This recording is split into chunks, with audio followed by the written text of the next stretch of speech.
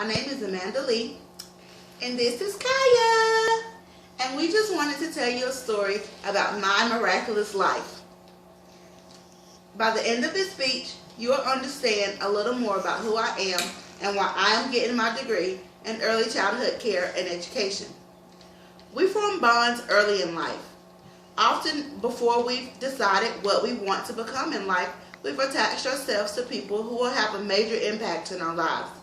For me, that person was my grandfather. He was my idol, and I wanted to do everything with him and go everywhere with him. My love and admiration of him left me in a life and death situation. On April the 1st, 1987, I was a curious toddler who tested limits and boundaries. I learned a lesson about dangerous situations. On this day, I was supposed to be napping at my grandparents' house while my parents worked. My grandfather was leaving the house, and I noticed it, so naturally, I thought I was supposed to go with him. Unbeknownst to him, I followed him out of the house. By the time that I made it outside, he was already in the car preparing to pull out of the driveway. He put the car in reverse and pulled back and ran over my small body.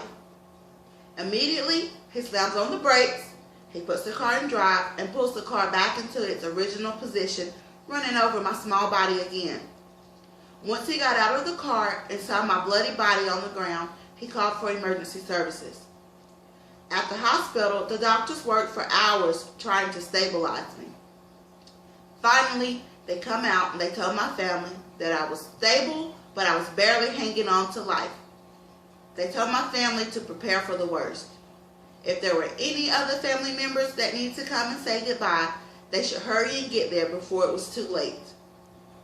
Now, my grandfather, he was a godly man. He was never going to give up on me. He told those doctors he was not going to stop.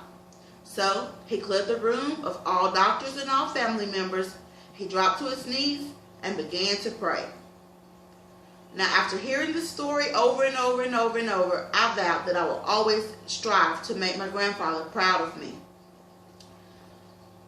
I worked to get the best grades in school, and I wanted to be the best at everything that I did. My senior year in high school, I became pregnant.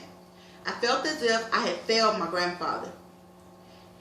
Instead, he sat me down and he said, life isn't perfect. There are always going to be bumps in the road, but the true test would be how I handle those bumps and overcome those obstacles. So, after graduation, I got a job and I started raising my son. I got a job at First Presbyterian Child Development Center. I worked my way from substitute to assistant teacher to full-time lead teacher.